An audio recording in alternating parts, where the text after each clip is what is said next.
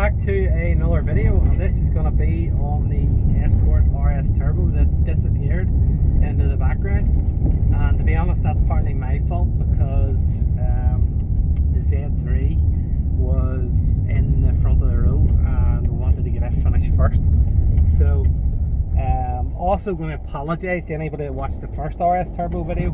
I did a similar thing. I was recording the video whenever I was driving, and the Bluetooth interfered with the sound, so the sound was off with my voice, or what you can see. So hopefully this is going to work out better. So basically, on my way up to the garage, I'm going to pick up a recovery truck, and we're going to go down to my other garage, and we're going to collect the RS Turbo, which was basically pushed in and forgot about for, I think it's nearly 9-10 months now it's been sitting there. So no fault of a friend that owns it. It's just basically I said no until I had my car done, then we weren't doing anything with it. So we're going to get it pulled out tonight, put on the truck, pull up to a bigger garage, and we're going to try and pull the interior out of it. So the idea now is to get it exposed, basically the interior exposed, to have a good look at the metalwork and make a decision to what we're going to do with the shell, or how much we're going to have to transplant, fix, or do whatever. And then in the same time, my friend's going to take the interior with him. It's just basically got dirty and probably a bit mouldy and stuff from sitting, and we're going to try and figure out what we're going to do with that and get that cleaned up. So yeah, it's going to be a busy sort of evening. The weather's good on our side, so we'll probably be able to do it outside, and I'll basically just drop in and out of various bits and pieces we're doing, and a bit of hyperlapsing as well, so that you're not bored with the vehicle getting loaded, etc. But this is going to be a pretty quick project, because it's basically getting looked at here to decide what we're going to do, as I say, with the shell. And then the engine's away, it's out of the car. The engine will be getting refreshed, and the interior, as I said. So planning on this being sort of pretty quick. I'm not sure at what stage I'm going to be able to jump in, because with the welding on the chassis and things, it's probably going to need somebody to do it complete, and then it'd be the paintwork I come back with, and then obviously stripping it down and building it up. So I'll stop ranting now. We're nearly at the garage, do a bit more recording of loading and unloading, and then we'll drop back in and have a look at the car. It shouldn't have changed anything since the last time we looked at it. It's basically just been pushed in. It's been in a good dry garage, so hopefully there's been no changes to it with creatures crawling around or anything like that, and we'll see where we're at once we get there. So apologies, this is a bit of a blurred image, but just to give you an idea what we're doing, we're just in the garage getting the car ready to roll, basically moving the lorry around and getting it lined up, because it needs to be dragged on with the winch, obviously no engine, and just checking the front cross member to make sure it's strong enough to pull on.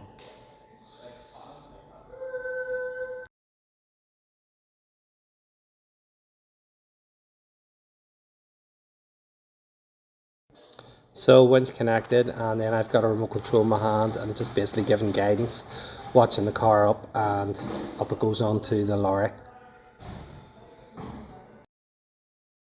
So you may have seen there on the hyperlapse, hopefully the first part was a bit blurred, but all we had to do was actually just pump the tires up and get it rolling and get it up onto the truck. So I'm going to get it up the road now, and as I say, probably take seats and carpets back a wee bit just to see what sort of work's involved. I mean, there is, I've obviously been over bits before, so we'll save the surprise and we'll all get a look at it together. Lucky I had a mate there, he could actually steer it on for me and stuff. So yes, looks the same as whenever we put it away, so we'll get it up and do a bit of investigating.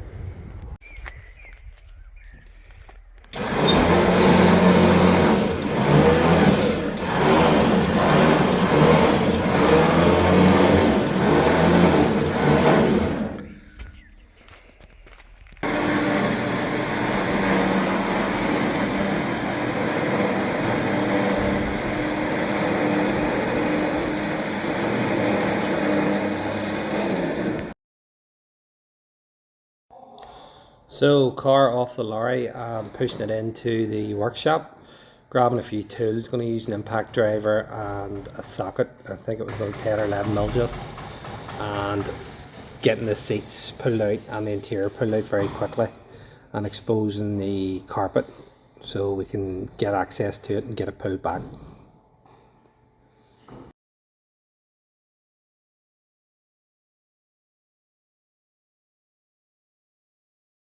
Okay, so car in, seen the hyperlapse, got it off. Push is very easy because there's no engine on it, so I've got it in. I'm already started on the work, so you might have seen from the hyperlapse. Got the seats out.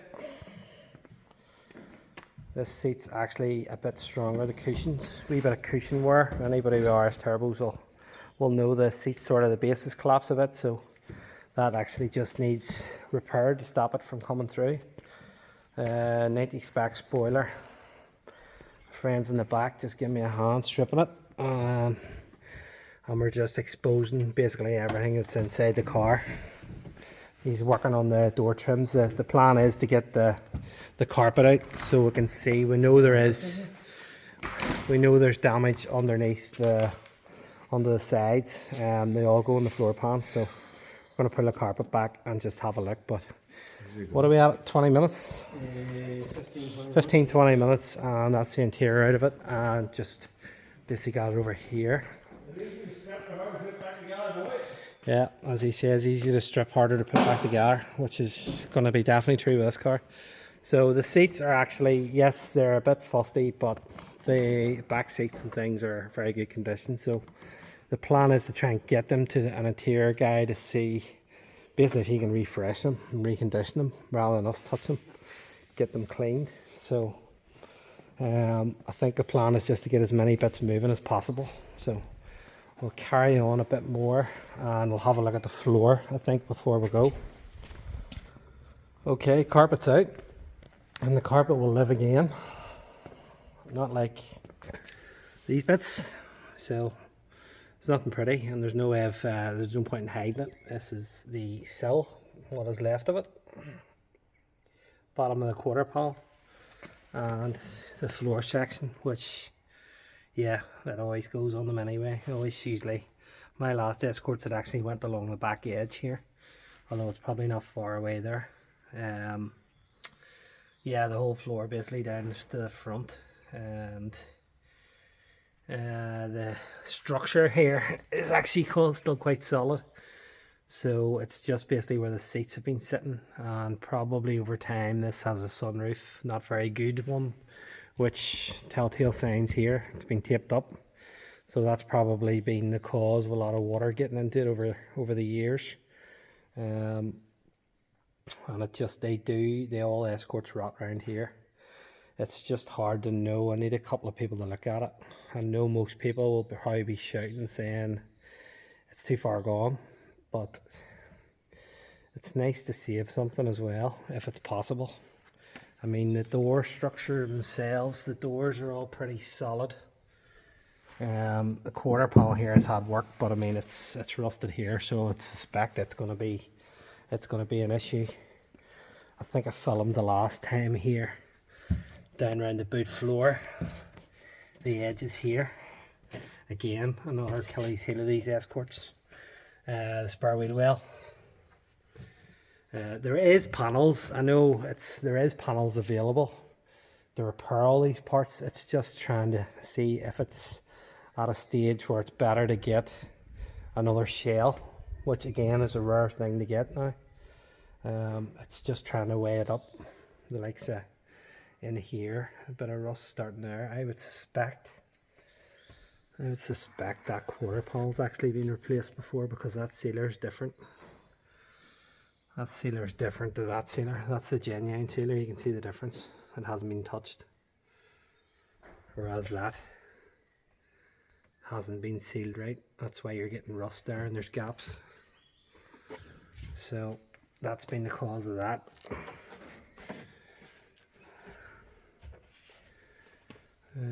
Really, I'm going to need to pull a bit soft there. I'm going to probably have to pull these two plastic panels out as well, because even around this carpeted area here, the wheel tubs, The wheel arches, mine had issues there. That's a common thing. Managed to get the door open. Thought it was going to make a liar out of me there. So this side, not just as bad, but not far away. Obviously when you get up here, the corrosion here. Again, these can be replaced, wheel arches. They don't look, this quarter panel actually doesn't look, it's been painted, but it doesn't look as if it has been changed. You can see a wee bit of paint dryness up in the back edge there, but I think it's just had a freshen up of paint. And it has the clips for the body kit, but as you can see, even the rust just with us working at it, what has come out. And then worryingly, at the bulkhead here, I found this wee surprise. Somebody has actually cut an access through the bulkhead of the car to try and get a bolt to the subframe. I don't know if it's something seized or what that was, but that was hidden underneath the under the carpets. Again, rust here. Not through, but it's soft underneath, and this is where the issue is, where it actually, let me zoom out again, where it comes in the sides here, where it meets the car, it becomes spongy. So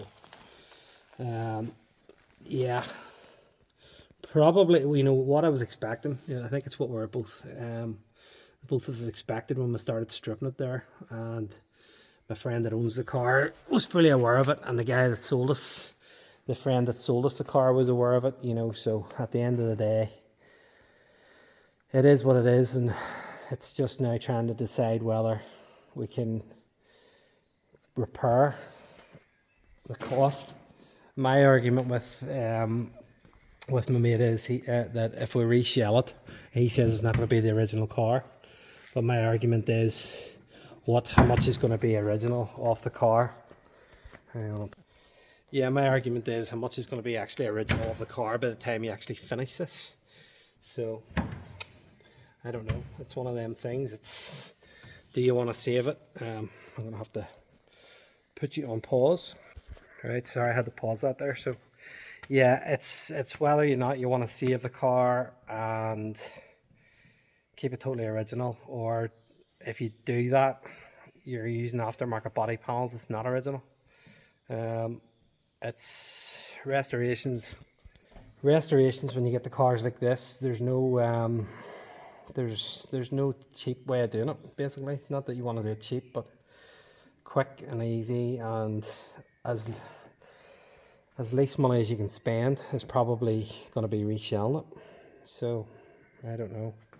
Obviously in here again, the battery box, corrosion in there, that's a famous place for them. So in round the back there, and one of these chassis legs is horrible. Yeah, here you can see the damage. So with the engine out, it's just basically just to give us access so people can look at it. So I don't know, what do you think? Put it in the comments. I know a lot of people here will have got into these projects. Certainly my mate, he's not a mechanic, but he can help out, he can do bits and pieces, but obviously the labour cost is what sucks up the money in this, and it's hard to know at this stage. Basically what we'll do is we'll get together a price list for all the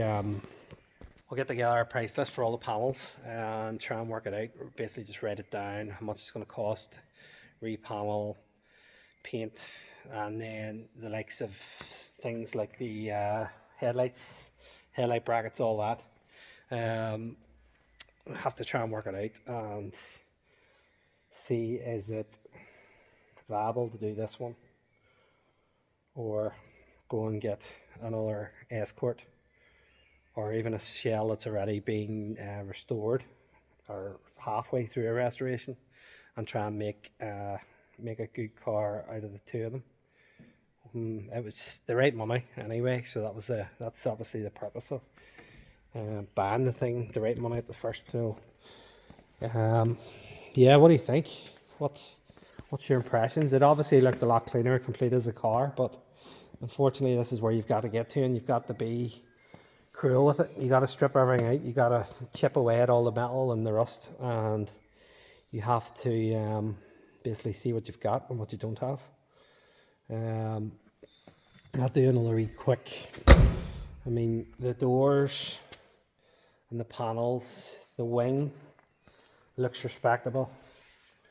It looks like an original sealer line. The bonnet has micro blistering on it. However, it is fairly solid from what I can see. I did notice some filler along the front edge here, so it's don't know whether that would be savable. To be honest, underneath everywhere here sort of looks, there's a bit of rust, yes, here, but it all looks like it's there. So it might be a case of shot blasting that down and straightening it out and metal working it a bit. I can't remember if these had plastic covers on them, on these cars. I'd have to figure that out and see if they're missing. Like I said to you, headlights, the likes of the brackets and all that, these are just standard headlights. There's nothing different that was in the Mark IV Escort. So, I mean, a lot of these parts are still available.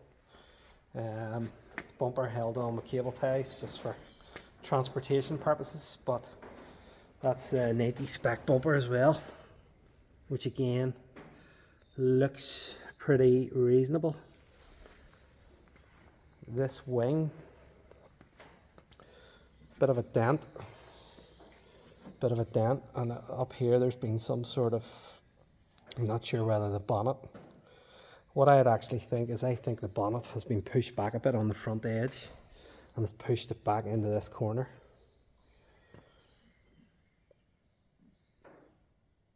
Yeah, red, that looks like a red hinge, so that's been put on off a different car. So I would suspect that's what's happened. It's had a wee nudge in that front bonnet. It's pushed that back. The strut towers,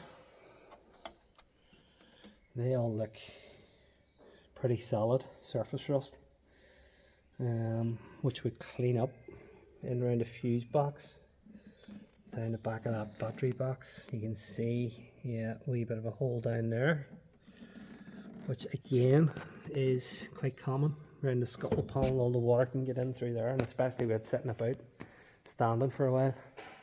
The windscreen's delaminated, I think. It's got chips in it, so yeah, windscreen unfortunately is not going to survive. And say I've done this glass sunroof.